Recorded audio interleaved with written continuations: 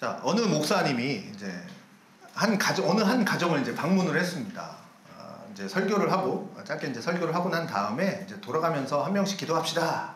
이 시간에 좀 한 명씩 기도했으면 좋겠습니다. 라고 이제 해서 아들이 있고 이제 두 부부가 있었습니다. 아들이 이제 초등학교 5학년이에요. 그래서 아들이 먼저 이제 기도를 합니다. 기도하는데 이제 기도의 내용이 이런 거죠. 주님, 우리 엄마 아빠가 싸우지 않게 해주세요. 그리고 이제 계속 기도합니다. 주님, 우리 엄마 아빠가 각방 쓰지 않게 해주세요. 엄마는 아빠가 매일 밤늦게 술 취해서 들어오는 게 너무 싫다고 합니다. 주님, 아빠는 어쩔 수 없이 먹고 들어오는 상황 어떡하냐고 그렇게 말합니다. 하면서 이제 아이가 막 울기 시작을 합니다. 자, 우리가 보통 기도를 끝나면 예수님의 이름으로 기도합니다. 이렇게 이제 끝나잖아요. 근데 그렇게 끝내야 될 텐데 이제 끝내지를 않는 거죠. 그래서 가만히 있는 거예요. 기도를 안 합니다. 그리고 이제 아이가 막 흐느껴 웁니다. 자, 순간 이제 정막이 흐르죠. 정막이 흐르면서 이제 분위기가 이게 좋게 끝나야 되는데 이제 분위기가 이상해집니다. 애는 막 계속 웁니다. 자, 그 순간 이제 아빠가 눈을 떠서 이제 아이를 딱 바라보는데 이제 그때 옆에 있던 엄마와 이제 눈이 마주치는 거죠. 자, 여러분, 세상을 살다 보면 누구에게나 자기 입장차가 있습니다. 자기 입장이 있죠. 아빠의 입장이 있고요. 엄마의 입장이 있습니다. 여러분, 우리가 아내의 입장으로 한번 돌아가 봅시다. 이 상황에서 아내의 입장에서 이놈의 왼수 같은 남편이 아침에 출근을 하면 저녁에 퇴근을 해야 되는데 그날 안 들어오는 거죠. 꼭 12시 넘어서 들어와요. 그날 안 들어오고. 그리고 12시 넘어오는데 술 먹고 취해서 들어오니까 이게 하루 이틀이니 뭐 하루 이틀도 아니고 아내가 얼마나 이 꼴 보기 싫겠습니까? 처음에는 아이고 우리 남편 가족을 위해서 수고하네, 아이고 고생하네 막 이렇게 그러다가도 이런 일들이 계속 한 달이 가고 1년이 가고 2년이 가고 5년이 갑니다. 바뀌지 않는 거죠. 술 먹고 밤 12시에 들어오는 게. 자, 그러니 이제 들어오는 게 속된 말로 이제는 막 꼴 보기 싫은 거죠. 그래서 이제 바가지를 긁기 시작합니다. 야단을 치는 거죠. 남편은 뭡니까? 할 말이 있죠. 남편은 또 남편다로의 할 말이 있습니다. 직장 생활하는 게 얼마나 힘든 줄 아냐? 네가 돈 벌어봤냐? 뭐 이렇게. 그렇습니다. 돈 벌어오는 게 만만치 않죠. 직장 생활 한다라는 게. 요즘은 뭐 많이 기업 문화가 뭐 개선이 됐다고 하고 뭐 MZ들 그래서 MZ들 눈치를 본다고 하지만 어쨌든 직장 생활이라는 게 만만치 않죠. 편하지도 않죠. 자, 그러다 보니까 이제 저녁 되면 이제 술 한 잔 먹고 들어가야겠다. 술 한 잔 땡긴다. 그러다가 이제 이렇게 점점점 하다 이제 늦어지는 거죠. 반대로 또 아내는 또 그렇게 말을 하는 거죠. 아무리 그렇다 쳐도 당신 모습 보고 우리 애가 뭘 배우겠냐. 아빠! 그러면 생각나는 이미지가 밤늦게 늘 술 취해서 들어오는 우리 아빠. 퇴근 시간은 밤 10시 막 넘어서 들어오는 그런 아빠만 기억을 한다면 자식이 아빠에 대해서 어떻게 생각하겠냐. 그래갖고 아내 말도 맞는 말이죠. 맞는 말입니다. 근데 지금 엄마의 입장, 아빠의 입장만 얘기했지만 사실은 다른 입장도 있죠. 애 입장도 있죠. 애는 태어나서 딱 보니까 자기 엄마 아빠가 있는데 엄마 아빠가 맨날 싸워요. 맨날 싸우는데 막 잔소리에 피크가 막 올라가고 그리고 각방 쓰는 모습 이런 게 이제 막 이상하게 비춰지는 거죠. 아이의 입장에서는 이게 정상적인 가정생활, 모든 가정생활이 다 이렇구나 라고 생각하면, 그렇게 착각하면 큰일 아닙니까? 자, 그러니 이 아이의 입장에서는 이 목사님 앞에서 부끄럽지만 눈물로 하나님께 기도 드리는 거죠. 엄마가 힘들어해요. 아빠가 힘들어해요. 어쩌면 엄마 아빠 들으라고 하는 고백인지 모르겠습니다만, 자, 여러분, 분명한 것은 이게 우리가 가정이나 교회나 아니면 어떤 사회 공동체든지 우리가 혼자 살지 않잖아요. 우리가 더불어 살아갑니다. 함께 살아가는 이 공간 속에서는 이 평화, 화평이라는 것이 저절로 우리에게 체득되어지지 않는다는 겁니다. 저절로 우리에게 습득되어지지 않아요. 우리는 사랑하니까, 우리는 좋은 관계니까, 공동체니까, 우린 늘 행복할 거야. 그걸 들은 만약에 아내나 남편은 뭐라고 얘기하겠습니까? 개뿔. 이렇게 얘기하겠죠. 절대 그렇지 않더라라는 거죠. 사랑하니까 행복하다. 않더라는 거죠. 자, 오늘 제목이 화평을 전하자라는 제목입니다. 화평을 가진 자의 몫이라는 거죠. 전하는 건 화평을 가진 자의 몫이라는 겁니다. 성경은 말하기를 피스메이커, 그러니까 화평을 전하는 자라는 말을 씁니다. 마태복음 5장에 나와 있는 말처럼요. 자, 그러니까 화평이라는 게 뭐냐? 그러니까 화목이라는 게 뭐냐? 이거는 저절로 오는 게 아니고 만들어내는 거고, 어쩌면 이 화평을 가지고 있는 자가 전해야 하는 부분인 거고, 전해야 그 공간 속에서, 그 관계 속에서 화목, 화평이라는 단어가 존재한다라는 이야기를 하는 겁니다. 자, 오늘 본문 17절 이렇게 기록되어 있죠. 또 오셔서 먼 데 있는 너희에게 평안을 전하시고 가까운 데 있는 자들에게 평안을 전하셨다 라고 이야기합니다. 자, 우리에게 있는 이 화평, 그러니까 평화라는 것은 어떻게 전해진 겁니까? 예수를 통해서 증거되어지고, 오셔서 먼 데 있는 너희에게 예수께서 통해서 증거되시고 전해진 선물이라는 겁니다. 전해진 선물이라는 거죠. 평안을 전했다, 선물이라는 거죠. 내 속에서 저절로 생겨난 우연의 평화, 화평 아니라는 겁니다. 전했다라는 거죠. 그리고 성경은 말합니다. 그 화평은 그냥 전해진 게 아니다. 전해졌는데 그냥 전해진 게 아니다. 에베소서 2장 13절 보니까 멀리 있던 너희가 그리스도 예수 안에서 그리스도의 피로 가까워졌다. 자, 너희는 하나님과 멀리 있었다. 전에는 멀리 있었다. 그러니까 그 전에는 멀리 있었다. 아주 멀리 있었다. 멀리 있었는데 예수 그리스도의 피, 곧 예수님의 희생으로 말미암아서 너희가 하나님과 아주 가까운 존재가 되었다. 예수님의 피로. 그거를 이제 말하는 거죠.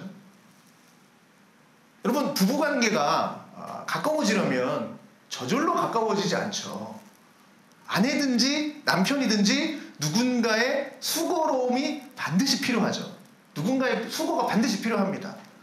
마찬가지로 부모와 자식 간에도 누군가의 수고로움이 필요합니다. 부모와 자식이 피로 맺어진 혈맹인데 그냥 친한 거죠. 뭐 그냥 가까이 있는 거죠. 아니요. 그렇다고 저절로 화목해지지 않더라라는 거죠. 오히려 부모와 자식 간인데도 불구하고 원수지간이 되는 경우가 더러 있습니다. 누군가 수고하는 부분이 분명히 필요하다라는 거죠. 예수님을 알기 전에, 그러니까 예수님의 피로 가까워졌는데 예수님의 알기 전에는 어땠는가? 12절을 보니까 우리는 이방인이었다. 약속의 하는 언약들에서 우리는 외인이었다, 이방인이었다라고 말합니다. 하나님과 멀리 있었다라는 거죠. 더 강하게 말하면 하나님과 원수될 만큼의 관계 속에서 존재했던 우리였다라는 것이죠. 세상에 소망이 없던 존재였고, 하나님과 밖에 있었던, 하나님을 알지도 못하고 가슴에 품지도 못했던 존재라는 거, 하나님과 아주 안 좋았던 사이, 아주 원수, 심하게 얘기하면 원수였던 관계였는데, 그런데 성경이 우리에게 가르치기를 예수님의, 다음 장, 예수님의 희생, 십자가의 죽음, 십자가에 흘리신 피로 말미암아서 너희가 하나님과 아주 가까운 관계가 되었다. 그것을 에베소서에서 표현하기를 화평케 되었다 라고, 화목한 관계가 되었다 라고 말을 하는 거죠. 원수가 아니었는데 예수님의 피로 말미암아서, 희생으로 말미암아서 가까워졌다. 사랑하는 성도 여러분, 우리가 예수를 믿는다, 내가 신자다, 예수를 믿는다 라고 한다면, 나는 예수님을 믿습니다 라고 한다면 누구든지 우리에게는 하나님께서 우리에게 전해주신, 하나님이 우리에게 전해주신 그 예수님의 이 구속의 피로 말미암아서 우리에게 전해주신 화평이 있다라는 거죠. 예수님이 화평을 전해주셨으니까. 그런 단어가 있습니다. 하나님과 화목의 관계가 되었다라는 사실이죠. 이제는 원수였는데 예수님의 피로 말미암아 화목의 관계가 되어진 거죠. 예수님의 십자가를 통해서 우리 속에 비로소 이 화평이라는 것이, 평안이라는 것이, 화목이라는 것이 이런 의미였구나 라는 것을 우리 속에 비로소 담게 되었다라는 이야기가, 내가 예수를 믿는다라는 단어 속에 들어가 있는 거죠. 그러면 오늘 그 제목, 주제의 말씀을 빌려서 말씀을 드리면, 그럼 그것을 내 안에 담아놓는 것이 아니라 그것을 전해야 하는 거죠.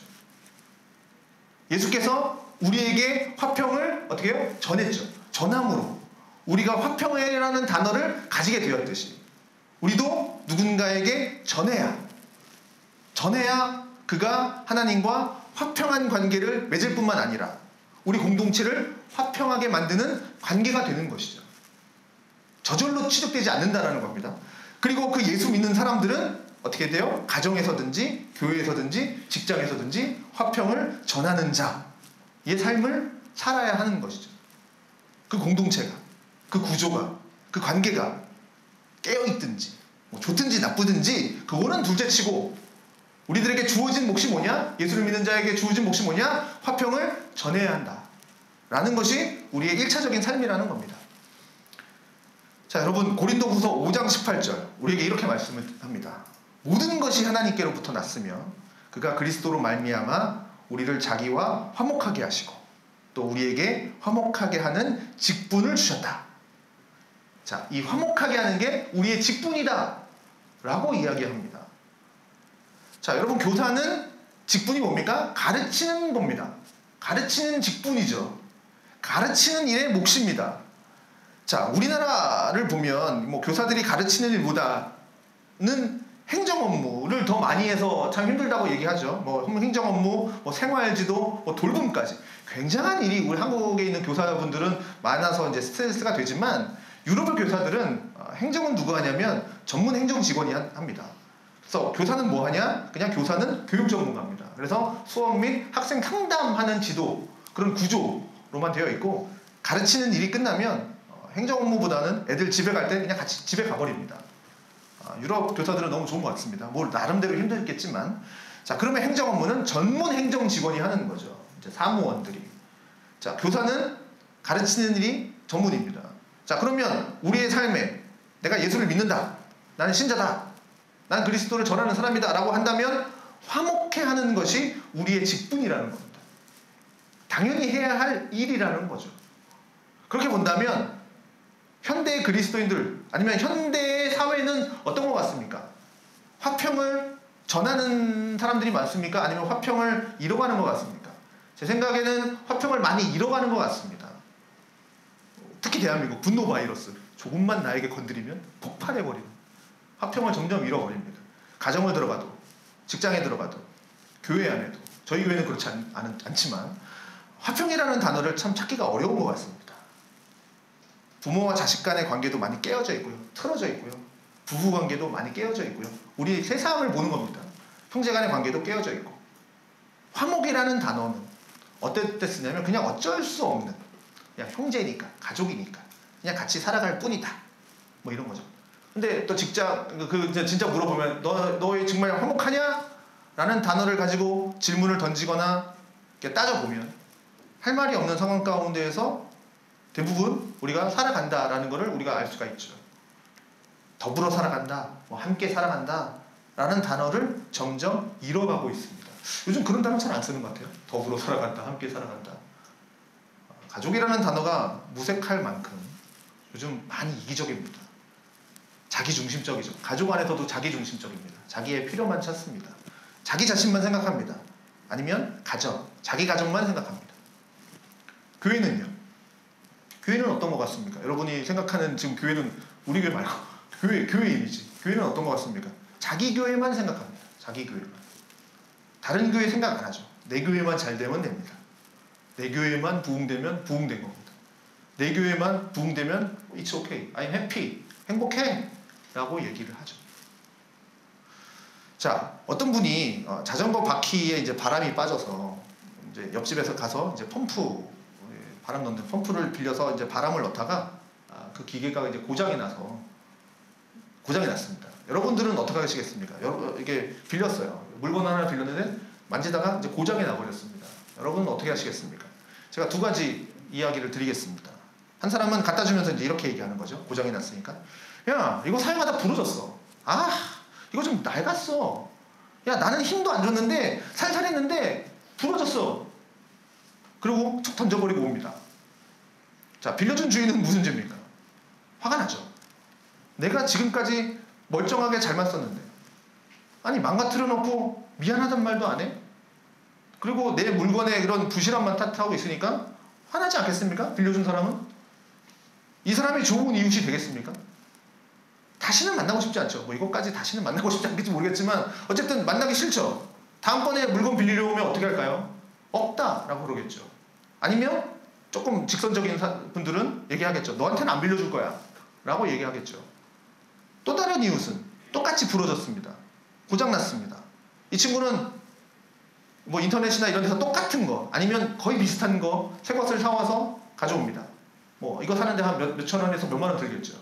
가져가서 이제 이야기합니다. 미안해, 내가 쓰다가 보니까 내가 똥손이야. 그래서 재주가 없어서인지 힘을 너무 줬더니 부러졌어. 미안해. 그래서 내가 이거 새 거 갖고 왔어. 새 거 사왔어. 그러면 주인이 이제 뭐라 그럴까요? 아이고 안 사와도 되는데 뭐 이렇게 얘기하겠죠. 우리나라 사람들 뭐 대부분 그렇죠. 안 사와도 되는데 아유 괜찮은데 그러면서 막 받으면서 막 되게 기분 좋아하죠. 자, 얼마나 고마워합니까? 몇 천 원, 뭐 몇만 원 날리는 게 중요한 게 아니죠. 더 좋은 이웃을 만드는 거죠. 자, 우리는 세상을 살다 보면 지금 이렇게 하나의 예화지만 이런 일들이 비일비재합니다. 이런 다양한 일들이 있죠. 그렇게 이기적이고 경제 중심이라 우리는 자꾸 돈의 가치로 사람의 관계를 따지는 그런 세상 관계에 살고 있죠. 이 사람은 돈이 안 돼.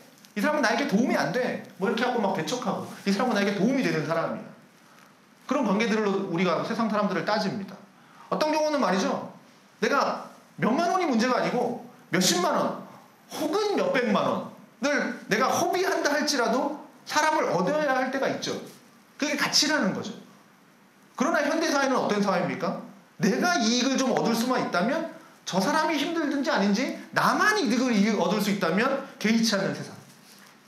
그런 가운데 우리는 살아가고 있습니다. 또한 그것이 보편화된 문화. 그 세상 가운데 살아가고 있죠. 아니 그러면 내가 손해볼 수도 있는데 그러면서도 그냥 사는 거죠. 여러분 1부 예배 때도 말씀드렸지만 1부 예배 때는 좀 비웃더라고요. 자, 제가 좀 설거지를 좀 좋아합니다. 네. 그러나 여러분 다시 말씀드리지만 제가 설거지를 좋아한다고 매일 하지는 않습니다.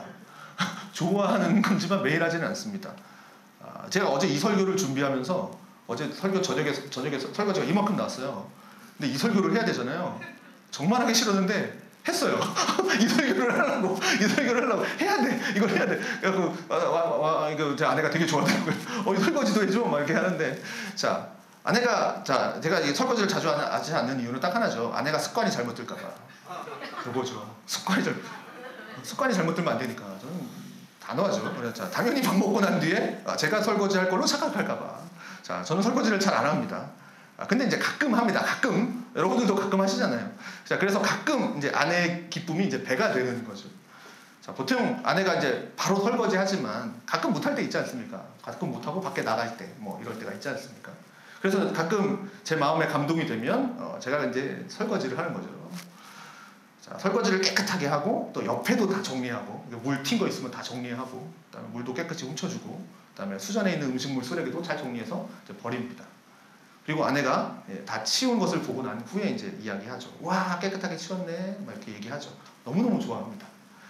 자 여러분 설거지가 쌓여 있으면 사실 안 해도 얼마나 귀찮겠습니까? 내가 하기 싫으면 남도 하기 싫은 거죠. 당연한 거 아니겠습니까? 자 대부분 우리의 가정에서 내가 안 해오던 일은 그냥 안 합니다. 예를 들어 내가 옷을 안 개. 그럼 나는 계속 안 개요. 그런 있지 않습니까? 당연히 누군가가 할 거라고 이제 생각을 합니다. 그냥 밀어놓죠. 힘들 걸 알지만 눈 질끈 감고 그냥 넘어가고 딴 일 하는 거죠. 뭐 컴퓨터를 한다든가 TV를 보든가. 대부분 그렇죠. 제가 누구라고 말씀드리기는 좀 못하지만 제가 말씀드리면 누군지 알 것 같아요. 이 말씀을 드리면 이분은 직장에 출근을 하면 제일 먼저 하는 게 앞마당 청소를 한답니다. 자기 회사 직접 제가 이렇게 자꾸 박세화 성도님을 보게 되는데 이분은 이게 청소를 하게 됩니다. 이분은 하게 됩니다. 이렇게 자꾸 쳐다보게 되는데 자 이분은 청소하게 한다. 앞마당을 청소하신다고 합니다. 너무 멋있지 않습니까?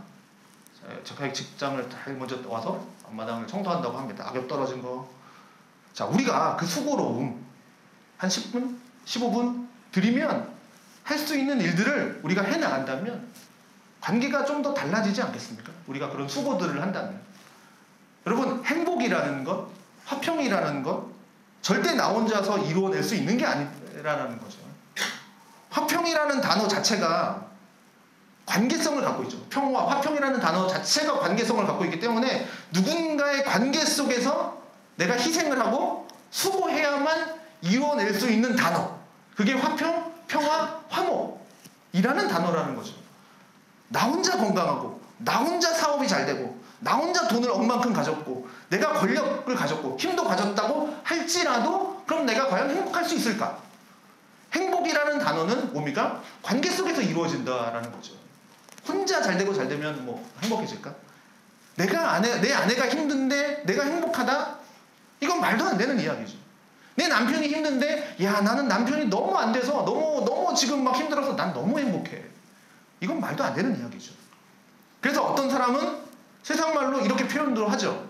당신이 행복하고 싶으면, 당신이 행복해지길 원한다면 주위에 있는 사람들을 행복하게 만들어라. 그러면 당신은 반드시 행복해질 것이다. 라는 명언이 있죠. 자, 우리는 세상에 이런 말을 들으면서 와 맞다, 맞아, 그래, 그렇지 라고 맞장구를 칩니다. 자, 근데 성경은 말합니다. 우리가 하나님과 화목하게 된 근거가 뭐냐? 우리가 왜 화목하게 됐느냐? 하나님과 어떻게 화목하게 됐느냐? 그 근거가 뭐냐? 예수님의 십자가의 구속의 은혜를 힘입어서다. 예수가 십자가의 죽으심으로 말미암아서 우리가 하나님과 화목하게 되는 그 은혜를 얻은 게 아니냐. 그리고 오늘 본문은 말합니다. 받은 자로서 화평을 전해라. 너희가 그 화평의 은혜를 입은 자로서 너희 가정 가운데, 너희 교회 공동체 가운데, 너희 세상 가운데, 너희 직장 가운데 그런 삶을 살아야 한다 라는 이야기를 하는 거죠. 살아내라 얘기를 하는 거죠. 근데 우리는 세상을 보면서, 세상을 살면서 어떻게 합니까? 살아내야 하는데 따지기를 좋아합니다. 너무 똑똑해서. 너무 똑똑하니까 찾는 게 뭐냐면 문제의 원인, 문제의 책임, 그거를 찾습니다.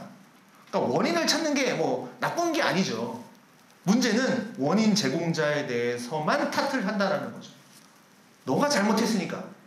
내가 이렇게 된 건 너 때문이야. 이런 상황은 지금 너 때문이야. 나는 비상해. 나는 찾아냈어. 막 이렇게 하는 거죠. 여러분, 복음이라는 것은 하나님이 주신 화평의 근거라는 말은 탓을 하는 게 아니죠. 탓만 하는 게 아닙니다. 탓을 하게 되면 말이죠. 절대 화평이라는 단어는 이루어질 수 없습니다. 하나님도 아시죠? 하나님도 우리보다 더 똑똑하시고 판단해서 원인 제공자를 찾았는데 우리와 하나님과의 관계가 멀어진 그 원인 제공자를 찾았는데 바로 우리에게 죄가 있다는 걸 하나님은 아셨습니다.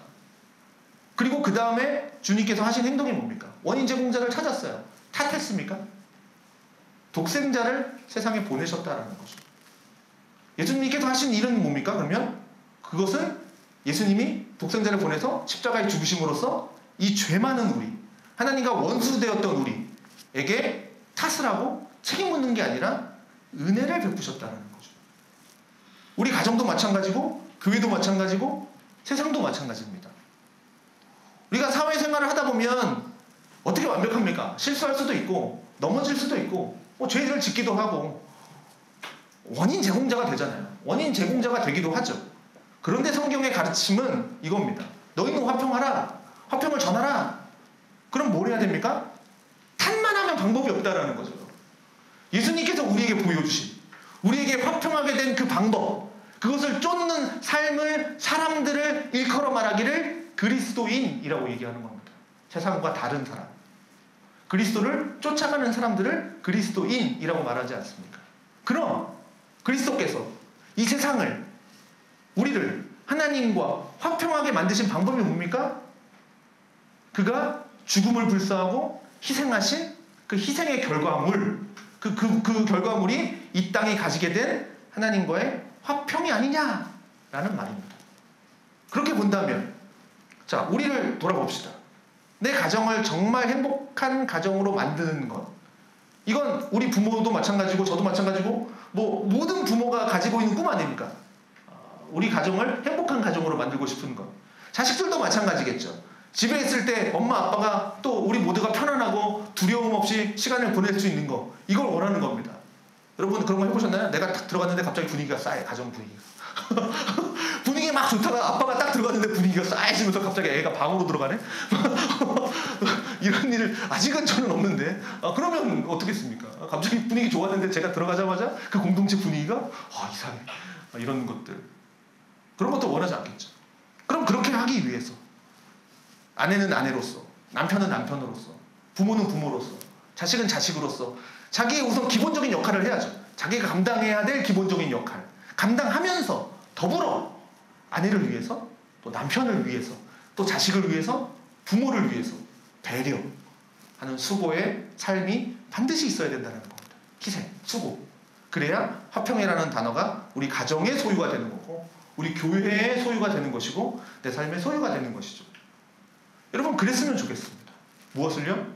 예수님께서 십자가의 죽음을 불사하면서 우리에게 주신 그 하나님과의 화평을 헛되지 않게 만들었으면 좋겠습니다. 가치 있게 만들었으면 좋겠습니다.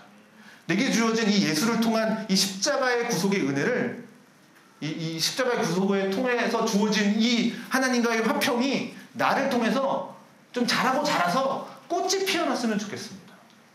성경은 말합니다. 예수의 십자가는 모든 원수된 것을 소멸한다. 예수님의 십자가는 모든 관계를 맡고 있는 모든 담을 허물어뜨린다. 이 예수님의 십자가는. 성경은 우리에게 이런 가르침을 주고 있습니다. 그러니 여러분 남 탓하지 마시기 바랍니다. 남 탓을 하는 순간 우리는 하나님과의 화평은 점점 멀어지는 겁니다. 당신 때문에, 너 때문에 내가 이렇게 독한 사람이 됐어. 내가 원래 안 그랬는데. 항상 그렇습니까? 당신 때문에 내가 독한 사람이 됩니까? 아니죠. 예를 들면 이런 거죠. 아버지가 어머니를 늘 구타하는 그런 것을 보고 자란 아이가 있다고 칩시다. 그럼 그 가정에서 자란 아이는 결혼하고 난 뒤에 모든 아내를 막 구타합니까? 그런 가정이 됩니까? 꼭 그렇지만은 않죠. 확연하게 갈라지죠.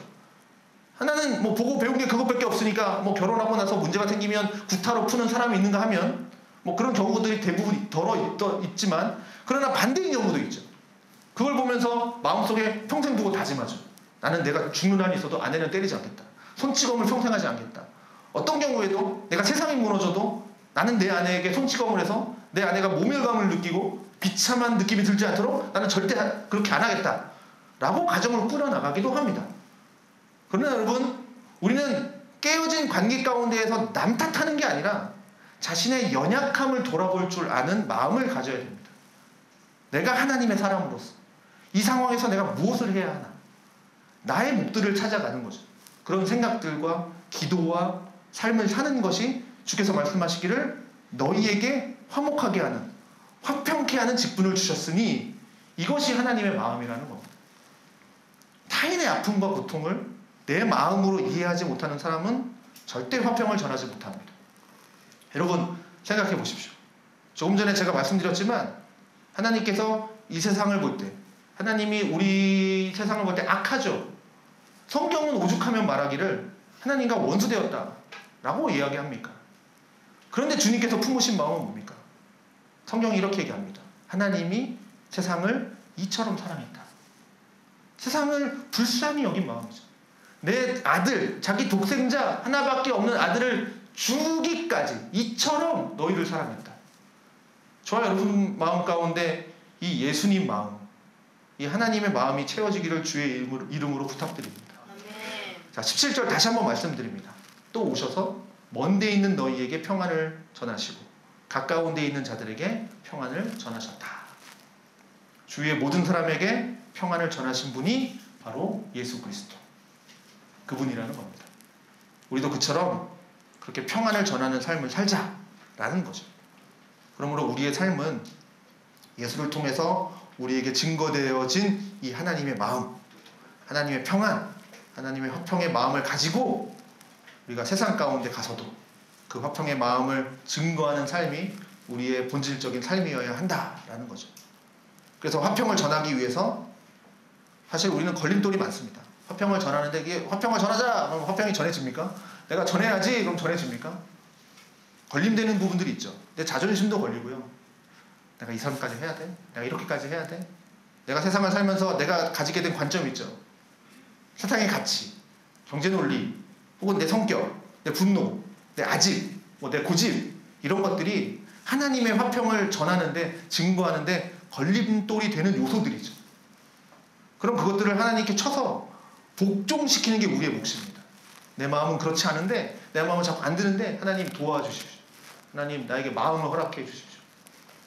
화평을 전하지 못하게 하는 내 속에 있는 걸림돌들을 내가 하나하나씩 제거하고 혹은 다스리고 혹은 누르고 통제하고, 그래서 하나님과의 화평이 그것들로 인해서 막히는 게 아니라 끊임없이 증거되어지는 노력, 수고, 그런 삶, 그런 것이 우리에게 있어야 될 줄로 믿습니다.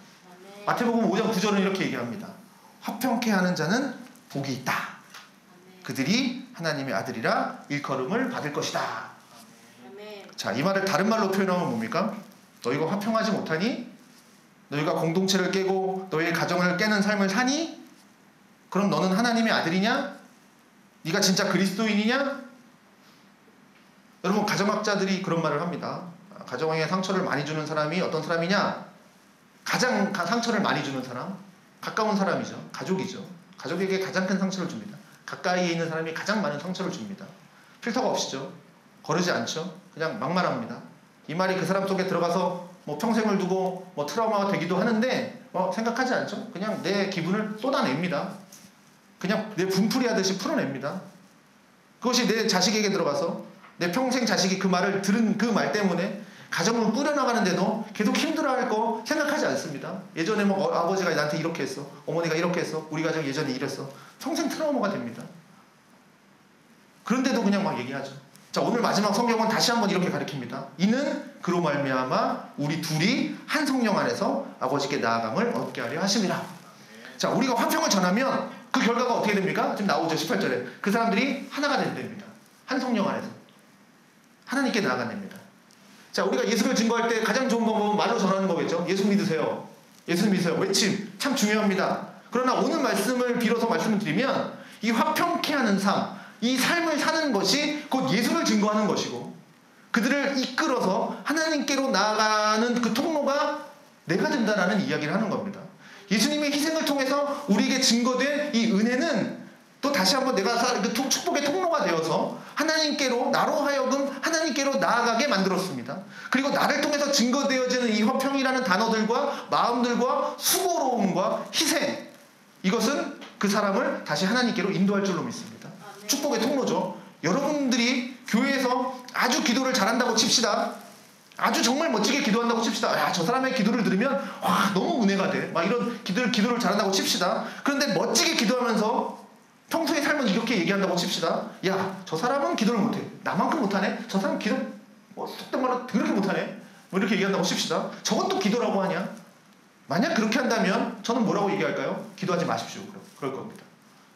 당신의 기도함으로 인해서 당신이 누군가에게 상처를 주고 누군가를 모욕을 주고 누군가를 신랄하게 비판한다면 그 기도는, 당신이 하는 기도는 하나님의 의로움이 아니라 하나님의 죄악이 되니까 차라리 기도하지 마십시오. 오히려 기도하지 않으면, 차라리 기도하지 않는 사람과 기도를 잘하지 못하는 사람을 흉보지는 않을 거니까, 자신도 기도를 안 하니까 기도하는 사람을 흉볼 일은 없겠죠. 또 내가 예배를 잘 드린다고, 내가 예배를 너무나도 잘 드린다고 예배 못 드리는 사람을 막 비판한다? 흉본다? 저 사람은 교회도 안 나오네? 저 사람은 예배 시간에 자네? 막 이러면서 흉을 본다? 내가 봉사를 잘하기 때문에 봉사 못하는 사람 막 흉보고 비판하고 막 악하게 말한다? 그럼 나의 예배와 나의 봉사와 나의 섬김과 희생, 그게 무슨 하나님께 의로움이 되겠는가? 성경은 말합니다. 마태복음 5장 9절 다시 한번 말씀드리지만 화평케 하는 자라야 하나님의 아들이라 일컬음을 받을 수 있다 라고 했습니다. 자, 사랑하는 성도 여러분, 이건 대단한 희생의 삶이 필요합니다. 쉽지 않습니다. 만만치 않아요. 말은 뭐 화평을 전하자 하지만 아니죠. 그렇지만 우리에게 주어진 몫이라는 거죠. 나를 눌러야 되고요, 내 성격을 다스려야 돼요. 어떨 때는 내 자존심을 챙기지 못할 때도 있습니다. 내 고집도 꺾어야 되고요, 내가 편하게 행동해왔던 것들, 내가 그냥 아무렇지도 않게 행동했던 것들, 내 습관적인 행동들, 말 다스려야 되기도 합니다. 그러니 어찌 이게 쉬운 일이겠습니까? 나를 눌러야 되는데. 그리고 내가 편하게 말할 수 있는 사람임에도 불구하고 내가 그 사람에게 상처를 주지 않기 위해, 평안을 전하기 위해 내가 단어를 선택해야 되고 조심해야 하기도 합니다. 왜요? 나는 화평케 하는 자이기 때문에, 화평을 전하는 자이기 때문에, 내 말을 통해서 누군가가 넘어지는 것은 하나님이 원하시지 않는 것이기 때문에, 사랑하는 성도 여러분, 여러분의 삶에서 하나님의 화평이, 은혜가 증거되어지기를 간절히 소망합니다. 저는 여러분 어쩌면 다 부족하지만 화평보다는 어쩌면 다투는 일들을 더 많이 만들지도 모르겠습니다. 그렇다고 여러분, 나는 다투는 사람이야, 난 이런 사람이야, 난 어쩔 수 없어, 난 이런 사람이야, 그냥 좌절하지 마십시오. 멈추지 마십시오. 우리는 화평케 하는 직분을 하나님께로 받았습니다. 그러므로 우리가 어떤 자인지임을 분명히 잘 인지하고, 가정에서나 또 교회에서나 또 직장에서, 세상에 나아가서 여러분의 언어, 여러분의 단어, 그리고 생각, 표정, 말, 이런 것들을 통해서 하나님의 그 화평이 또 증거되어지고, 또 그것으로 인해서 하나님이 영광 받으시고, 또 여러분의 삶 또한 하나님 안에서 화평을 누리는 삶이 되기를 주의 이름으로 축원드립니다.